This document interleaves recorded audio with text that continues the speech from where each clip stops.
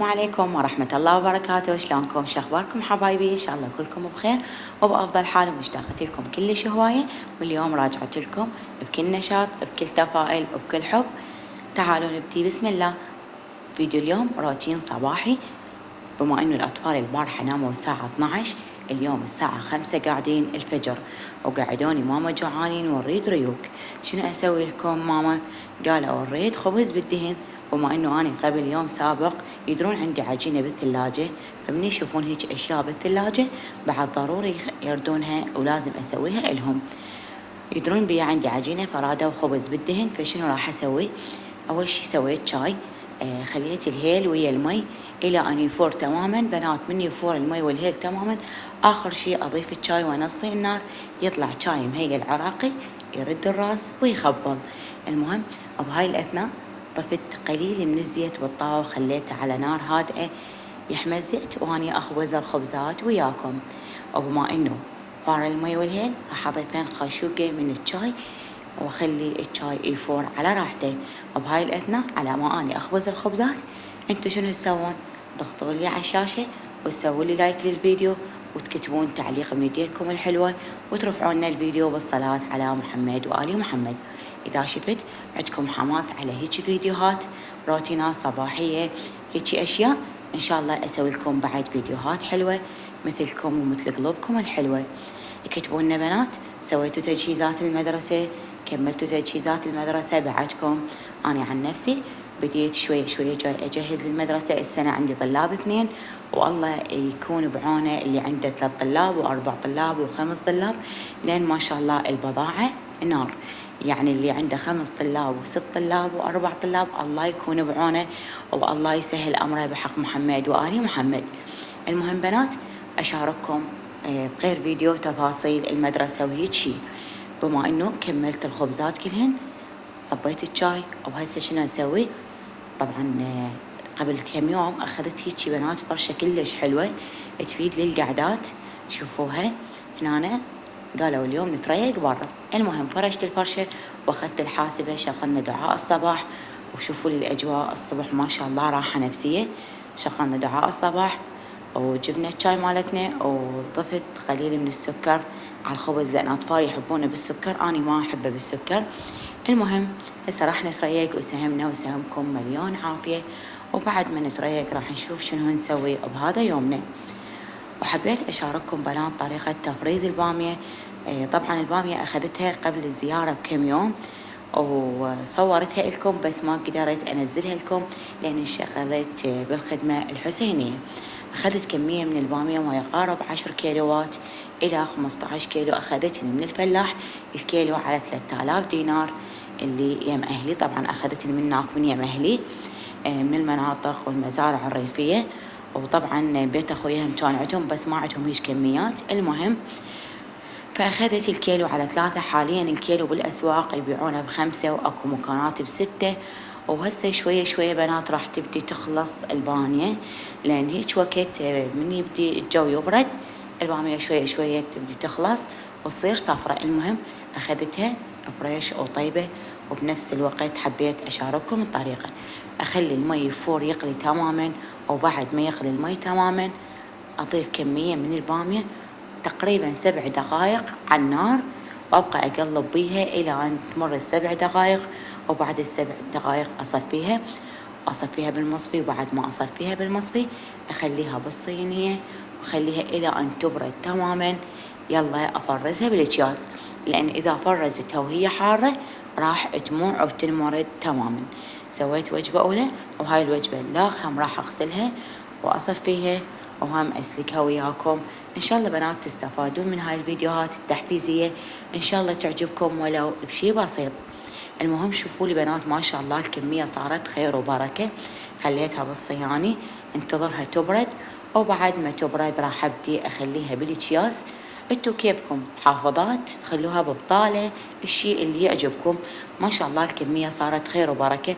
بنات دائما أسوي كميات كبيرة هم تكفينا من نار رمضان وطبعا تنزل البامية الكيلو ب25 وب20 وأنا عندي البامية وحتى أنطي من يمها، فأسويها بكميات كبيرة. أول شي إحنا كلش نحبها، وثاني شي أنطي من يمها. المهم خلصنا من أول فقرة. شوفوا لي جمال التمر أو الرطب أو انتو شنو تسموه، ما شاء الله يفتح النفس.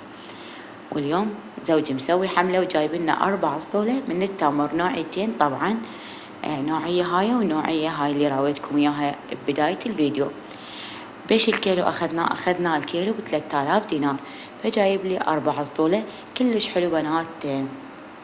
مرات تصير عندنا خطار، مرات تصير عندنا مناسبة، فأخليه بالمجمدة. من يجينا خطار نرتب سفر رمضان تكون السفرة عامرة إن شاء الله كلش حلو، اللبن والتمر يكون موجود على السفرة. المهم رتبت البانية بهاي الجهة والتمر بهاي الجهة، وعندي بهذا بالسطل السمائي هذا طحين بنات صفر، وعندي الجبنة اللي أستخدمها، وعندي اللحوم وباقي الأشياء كلها مرتبتها بالمجمدة بهذا الشكل. وكلها مرتبتها على راحتي، شلون أني أرتاح بيها، شلون أندل وآخذ من يومهم. المهم هسه تعالوا نسوي الغداء. طبعا قبل الزيارة كانت أمي الله يعطيها الصحة والعافية كانت يمي، فهاي الفيديوهات تقريبا كلها قبل الزيارة مصورتها، فاليوم حبيت أنزلها وياكم. عندي كمية من اللحم حمستها زين، وبعد ما حمستهم راح أضيف لهن الزيت وراح أضيف الثوم. شوفوا لي بنات لون الثوم أصفر، ليش؟ لأن مبرز بالمجمدة على مود لا يخرب، لأن الصيف حار والثوم يخرب، فمن أخليه بالمجمدة يكون لونه أصفر.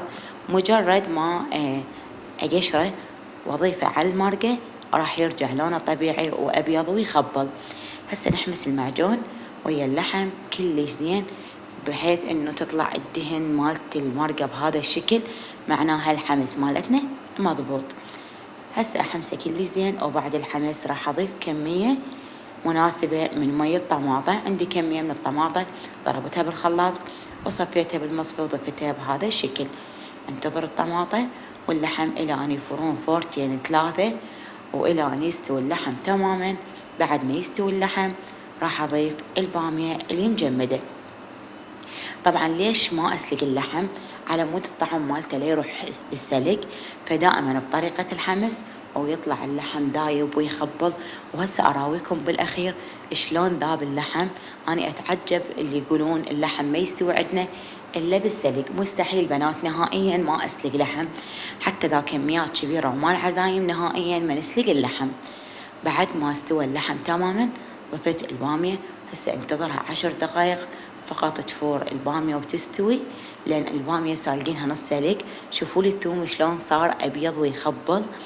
هسه أراويكم بنات اللحم شلون دايب ويخبل، وما أسولف لكم على الطعم رهيب.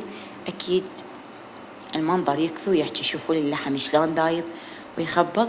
هسه راح نصب السفرة مالتنا، وبعد ما نصب السفرة مالتنا نشوف شنو نسوي. اللي وصلت لهنا وما مخليت لنا لايك تخلي لنا لايك للفيديو وشير الفيديو بين أهلها وأحبابها على مود تعمل فائدة حبايبي. شوفوا قدمناه ويا الريحان، أكيد بما إنه مرقة بامية وتريد. شوفوا الزوزاية طبعا الأكل حار جاي تمد إيدها، بما إنه مرقة بامية وتريد لازم أكو ريحان بالموضوع والتمن. وهسه شنو راح نسوي بعد ما كملنا فقرة الريوق والغداء والتبريزات؟ هسه راح ابدي انظف الطباخ وياكم. طبعا بنات الكلكم تعرفون انه طباخي مستخدم اخذته قبل 7 سنوات تقريبا، يم البنية هم باقي 5 سنوات، ما يقارب عمره 12 سنة الى 13 سنة. فالصراحة بدا يتعب، فشنو سويت؟ بدلت العيون مالته، قام من اشوي يطفرن. فقبل كم يوم ابو مهدي جاب لي العيون، فقلت خلي انظفه وياكم، لان هاي الفترة الصراحة هاملته فترة الخدمة الحسينية، فقلت هسه انظفه وياكم. فبنات بشنو انظف هيجي الدهون الصعبة؟ انظفها بهذا المنظف الداستي. بنات يجنن الداستي والمانكس، ابد ما استغني عنهن، اكثر منظفات احبهن. حتى بنات يفيدن التنظيف الدهون مال السيراميك، للمرشحة، للطباخ. الأصعب دهون موجودة بالمطبخ ممكن تنظفينها بالداستي والمانكس، وأسعارهم هم من 5000 ل7000، ويبقى فترة كلش طويلة عندكم البنات اللي يردون هيك منظف دهون حلو. المهم شوفوا لي هاي اللمعة المضبوطة بعد ما نظفت الطبخ بهذا المنظف. وطبعا هنا في فترة العصرية جارتي ينطيها الصحة والعافية مسوية كيك وجايبة لنا الأطفال، وخابزة خبز سمسم وجايبة لنا. طبعا احنا بالفيديو السابق وحدة كاتبت لي شلون تطلعين ويا جارتك نص الليل، ما صار لك سنة بالمنطقة، فحبيت أرد عليك حبيبتي. أنا إنسانة اجتماعية واختلط بالجوارين والجوارين يختلطون بيا، والحمد لله والشكر جوارين يرفعون الراس وماكو أكلة يسوونها ما يدزوا لي منها، وأنا كذلك من أسوي الأكل أدزلهم. حلو الواحد يكون مربى صح وبالمكان الصح. حبيت أرد عليك، ولهنا راح أقول لكم مع السلامة.